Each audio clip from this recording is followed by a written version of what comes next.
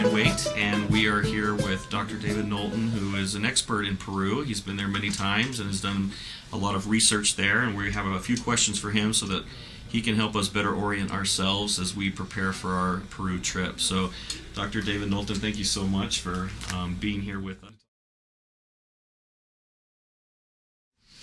Oh, I suspect probably since the last ink fell. No, one gets old, you know. No, I've been going since I was 19 actually. I went down the first time. Okay. So really I've been going back since I was about 23, 24. And I've gone most years. I don't just go to Peru, I go to Bolivia. And so I go to both countries. I work the southern highlands, the area around Lake Titicaca. And I originally set out to work Bolivia, but it's been so unstable. And so I kept on finding myself going to Peru. And as a matter of pragmatics, I fell in love with Peru. And I also needed to find another place, so I've sort of developed a specialty on both sides. So I've been going to Peru for an awfully long time. So that would be since 1979. Well, I'm an anthropologist, and so what I do is what we'd call ethnography, which means that I go spend a lot of time with people. I kind of joke and say that I like to sit on park benches and gossip. You know, consummate consumers of gossip. What it really means is I go down with questions about the nature and the organization of people's society and their own lives, and then I spend a lot of time hanging out with people, observing, conversing, and then occasionally I do formal interviews or other kinds of methodologies. Mostly the south. I mean, I go to Lima because it's the nation's capital. It's a good place to fly into. And I really like Lima. It's a strange, chaotic, crazy megalopolis that somehow grows on you. And it's certainly grown on me. I'll never forget the first time I went there. But anyway, other than that, I go to Cusco, Puno, and then just right across Lake Titicaca, Copacabana, and then La Paz, El Alto de La Paz. Okay. That's my little trajectory. Okay, well, the standard tour, let me just tell you what the standard tourist route is, and then I'll tell you what you should do otherwise. Okay. And this is tricky because there's, people depend on tourism. And so I was trying to figure out new ways, new treks, new paths, a new way to get people separated from the dollars. And while there's a sneakiness to some of that, most of it is really good, and the tour guides are really good, and they work very hard to do a good experience. But so Cusco and Lima are both very important places. Lima, of course, is the capital of Peru, and it was a vice-regal capital, in other words, the Spanish government. So it's often called the City of Kings, because that's where the Spanish crown had its place. And furthermore, you're talking about, 5,000 years maybe of civilization in Lima, which is a very long time. And the city of Lima is filled with colonial monuments. It's filled with a really rich social and cultural life, its own distinctive cultures, distinctive realities, and it's filled with pyramids. They're made of mud bricks. You're talking pyramids as old as any in Egypt. And so most tourists who go to Lima don't go to the pyramids. And you see them right in the city. You go into some neighborhoods and you see people build their houses right next to the pyramids or on them even. Shh, you're not supposed to do that. But that's part of the struggle in Lima. I mean, was it earlier this year? No, it was last year. Last summer, a front loader went in and destroyed a whole pyramid in the night. They were on the way to, it was a complex, I think, with 12 pyramids, something like that, at Paraíso. And they just destroyed a whole pyramid, created a huge national scandal, because they wanted to build something on the site. So there's a conflict. Lima is a very ancient place that's surrounded, ruins throughout it. These ancient sites that are very significant archaeologically. There are a couple that are three that are easily accessed. One is the Huacapucliana, that's spelled Pucllana, and another one I think is, they call it Margarita, and then the third one is the great center of Pachacamac, Pachacamac. So let me tell you, first of all, the two in Lima, one is right in San Isidro. In fact, two of these are in San Isidro, very close to probably where you're staying. The one is very near the old Camino Real, and it's been restored. It's worth going and seeing, just visiting. They've got a site museum, and you can walk up the pyramid, see the steps. It's beautiful. Wow. And the other one is also very worth seeing. It's a little further out, but it's right there as well. Pachacamac is about an hour south. It's in a different river valley. So the way it works in coastal Peru is a civilization developed in different river valleys. The reason for that is that, Peru is a land of extremes. I mean, you've been there, you've seen it. It's the driest desert on earth. Although technically it's just over the border in Chile, and what used to be Peru is the driest. I mean, they had maybe half an inch of rain in 500 years. It's pretty damn dry. But even in the coast of Peru, all the way to the north, almost to the Ecuadorian border, there is no vegetation unless there's irrigation or river water. So the civilizations developed in these river valleys, and so archaeologists talk about each river valley as having its own history of thousands of years. The city of, did I say Lima? The city of Lima is made of 3 river valleys. The main one is the Rimac, and Rimac means the speaker. So it's the person who can tell, the God who speaks to you, who prophesies, if you will. So to speak in local terms, it would be like saying the prophet. And there's an old colonial city just over the river from Lima called Rimac. And it's beautiful old buildings, many of them are in states of disrepair. But it's worth seeing if you want to see the Alameda, the old walking place, the museum and Church of St. Francis. There's a beautiful hill right there, San Cristobal, with a watchtower.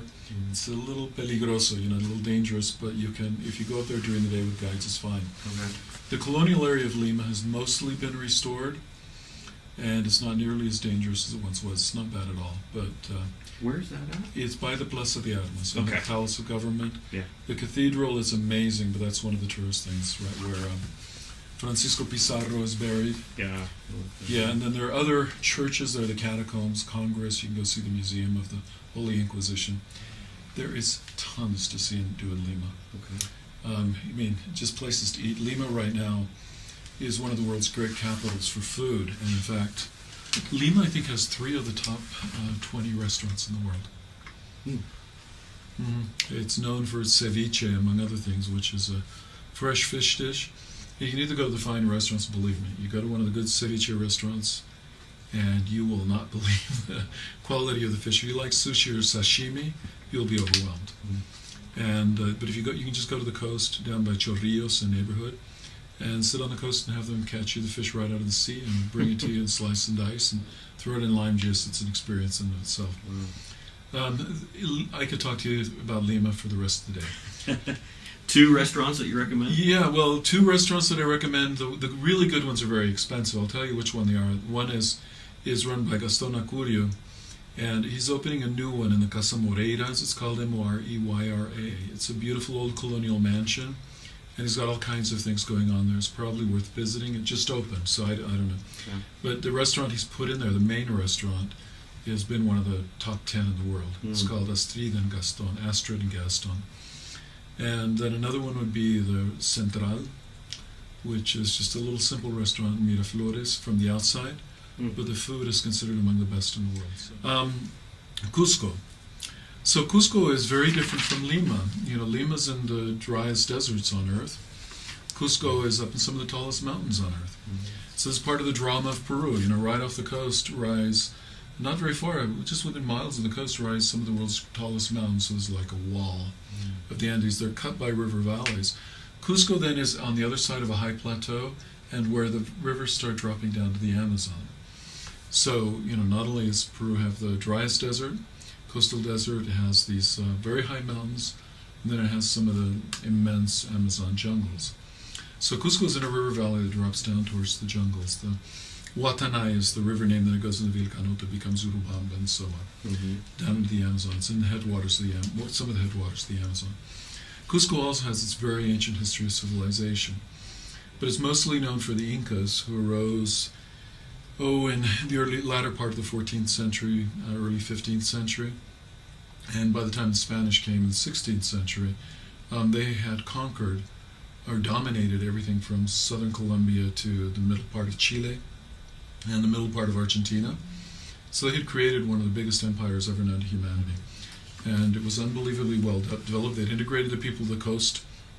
So Lima has its own civilization, its own heritage, and Ichma, I think they're called. And then there are others on the north coast. You'd have the Mochichimo. The Incas integrated everybody and made this amazing civilization in a very brief period of time. And the Spanish took them over. Well, people go to Cusco in part to go to the great site of Machu Picchu, which is well worth seeing. It's an architectural marvel on a saddle. It's not much lower than Cusco. It's a little higher. It's maybe about the altitude of Brighton, Brighton Ski Resort. Whereas Cusco is about the top of Mount Nebo. So Cusco is actually much higher, about 11,000 feet, a little over 11,000 feet. And it is the imperial capital. Unfortunately, just as in Lima, where you have pyramids almost on every street corner, or ruins under every footstep, Cusco is much the same way. So this modern city of maybe 300 to 500,000 people has been built on top of the Inca ruins. And so the normal thing for tourists to do is what they call a city tour, where you go to see the Temple of the Sun, the Coricancha, which is in the convent and chapel of Santo Domingo, it belonged to the Dominicans. And that was one of the most important sites of the Inca Empire, no doubt about it. Then you'll head out to Sacsayhuaman up on the hill, the fortress temple that they're actually excavating, finding all kinds of new things. And the stonework is just unbelievable. I don't know if you went there, but it's unbelievable. Stones that, you see stones that carved and fit together perfectly that are bigger than my office. Okay, maybe I exaggerate, but only by about yay much. I mean, I'm not kidding. Wow. They are unbelievable. And they've developed, showing the whole temple center, ceremonial center there. And then they take you out to Tambo Machay and to Pucapucara, which are outside the city. That's the city tour.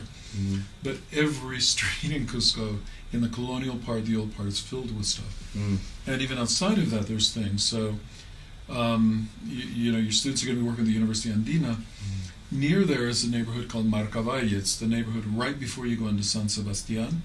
They just found a discovery of Marcavalle of people who are maybe 5,000 years ago. It's the largest burial. And this is a civilization before the Incas, and they were developing their own thing. So that's a long time, a long, long time ago. And people are constantly making discoveries. But you can roam around Cusco. So what would be things that are good for people to do that aren't tourists? Well, there's a lot of fun to be had, a lot of really good food, a lot of good restaurants. Cusco's a 24-hour city. I shouldn't tell your students, but it never stops. You probably have to keep them from the dance halls and nightclubs. But that aside, there are many places to look at and see. There is an Inca highway that goes out of town. You walk up through the San Blas neighborhood. It's an amazing old colonial neighborhood. San Blas is built on an area that was temples and what do you call them, andenes? What do you call andenes in English? Terraces, terraces. So it was terraces that were cultivated and then had temples on them. And where San Blas is an old temple to the thunder lightning. And you keep going up the road, goes up, and then it drops down into the jungles. About maybe 40, 50 minutes walk from San Blas, just uphill and then over. You run into a whole new set of temples. They're called like the Kusilyu Chayok, which is often called, I think, the Temple of the Moon. And you can go there without paying a fee, without going tour guides. And it's a place that increasingly tourists are going to. A lot of alternative people like going there, and they have their fun stuff. And local kids go practice yoga and arts and martial arts. But it's worth going just to see the way that Incas would mold space and how they'd work levels. So you've got a cave down below where ostensibly the light of the moon came in, illuminated an altar in space. But there are many, many places. Inca walls, the terraces. There's another place called Titicaca, which doesn't look like much. You see it, there's like a garbage dump down below, and then a wall, and you see this crag and a kind of tin thing on it. You get up there, you see that crag has all been carved. They've completely carved it. It's got a cave underneath, all these things on top. It's a sacred mountain. And even today it's worshipped. The cross of the Lord of Titicaca is there. And I like it because the name is the same as the lake, Titicaca. So it actually is connected. There's a myth that says the Inca got his wife from that cave.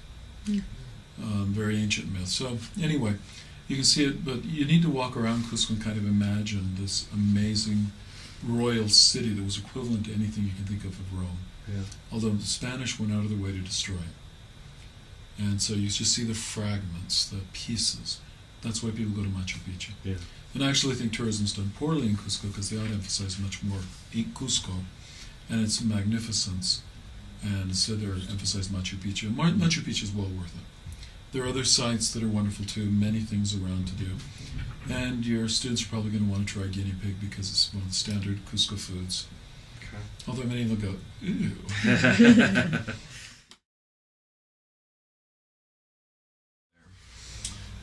Um, well, that's a hard one because you over a lifetime of going, you build up a knowledge of the society, and it's hard to give people, I don't know, a little primer. Sure.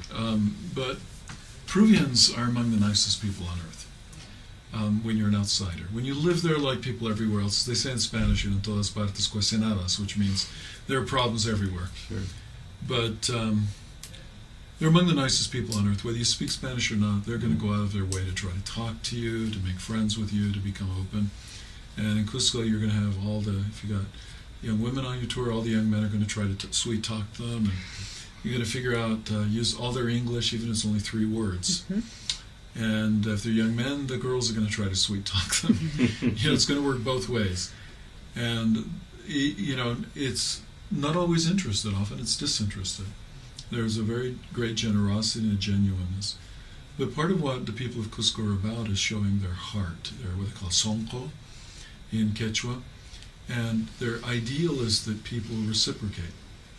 And so what they're interested in, they have an ethic that's called Aini, A-Y-N-I, which is basically, I do stuff for you today and you do things for me tomorrow. It's kind of like, how in Utah people have this norm of a family. And families are very important. People celebrate them and they become like the dominant thing of life. I mean, I just went to a funeral yesterday, so that's all it was about, was family. Well, in Cusco they love family, but underlying that is an idea of aini, of differences coming together. And they come together, and part of what makes them come together is sharing, gift giving. And so there are tricks here. People love you to give gifts, but they have to be the right gifts, be done well. And then you have to accept their gifts. And that means you eat their food. They will definitely serve you food and give you stuff. And that can be very hard for American kids because we're used to saying, oh, I don't like this, I don't like that, I'm sorry, broccoli? You're kidding me, I love broccoli. But most people don't. Or they bring a guinea pig, you're like, ew. Too bad, you eat the food. Because to not eat the food is to show extreme disrespect. And there's another problem. That is to say that you cannot properly or politely turn down an offering of drink. That means alcohol. And that can be a very hard problem for a lot of Utah kids. You have to lay out the ground rules beforehand, before anything's ever offered. And then they're amazing hosts, they'll go out of their way. But when they make an offering of food or a gift or of drink, they have their hand in their heart in their hands. They're making an amazing offering of self, and it's horribly insulting for people not to accept it. And they pay enormous attention to how you accept their gifts. The same way they want to thank you formally, and you'll see them be very detailed about receipt of gifts as well. And so there's that two-sidedness. And a lot of Americans go down and they say, oh, we're here to help you, or we want to do stuff. You're poorer than we are. Not always, by the way, are they poor. Not always are we richer, and often they know way more than we do there. But what they do is then they will receive graciously, but they want to give you, and if they love you or they like you, or see a possibility, they'll welcome you into their space, and they give you stuff. And if you don't accept it or turn it down or start feeling guilty, you have just committed the sin of all time. And you've insulted them and shown that you're not even a good person. That's one of the rudest things you could possibly do. So, rule of thumb, tell them beforehand if you can't drink. Tell them beforehand if you're a vegetarian. Okay? And so on. And they will go out of their way to try to meet your needs. But if they offer you things, you need to accept. Because once they're offered, you can't. Saying no is one of the most horrible. You may as well take a knife and stab them. Okay, it's very different from our culture. Where individuality here really, we want to respect it, we want to be our own selves, and so, part of loving another person is respecting their individuality. There, that comes, but a lot is when they make that gift back to you. Okay? And so then you're expected to try to build a relationship. Of course, many people don't, they're aware of that. But when they make the gift of love, they're making it with their whole heart and soul. It's very vulnerable. Lima's a little different place, but there's a similar kind of Andean culture about those kind of gifts. And if you accept and you show appreciation, and then you also do things for them, you will have them for life. Yeah, I have actually noticed that. We did that when we went down. We took gifts, and the amount of help that I have received from the people that I made the contact with is just above and beyond what I could have anticipated. So No, their hope is also then that you'll become a friend and you can help them in the future. Yeah. You may not to be. It's not instrumental. Yeah. The thing is, when you love each other, you do things for each Absolutely. other. And so there's a hope, that they will, that something will come and that you'll become friends or family. You'll become ainir. Kuyakun is what it's called in Quechua, which means those who love one another. Fantastic. My last question is just if you have any other advice for a group of university students going down for the first time. Is there anything that you think you'd like to leave with them? A lot of American kids, when they first go to Peru, are really struck by cultural difference and by poverty. They're different things. Poverty's tricky. Peru is not India, and the country's been growing by, I believe in India, it's not India anymore, but not completely. But Peru has been growing by 6% a year for the last almost half decade. It's really improving. They're cutting rates of poverty enormously. But on the other hand, its buildings are different, the street culture is different. You see things in a way that can be stunning. And if you're new to it, it's kind of hard to see the development, the pride, the civic virtue. So one thing I'd say is be open to people's pride of place. It may not be the way you have pride in your place or your home, but be open to other people's pride. Another thing I'd say is keep an opening to let people be themselves. And that's actually very hard because you're used to your way, your culture, and when you're in other people's house or in other people's place, you have to kind of set yourself aside because the story is no longer about you. It's about them and you. It's the interaction. And let them receive you, host you, show their love, and just be themselves. And figure out what they're doing and why they're doing it. And if you allow them to be themselves, you'll have one of the most wonderful times you can have anywhere in the world. Because I guarantee you these are some of the finest and nicest people in the whole world.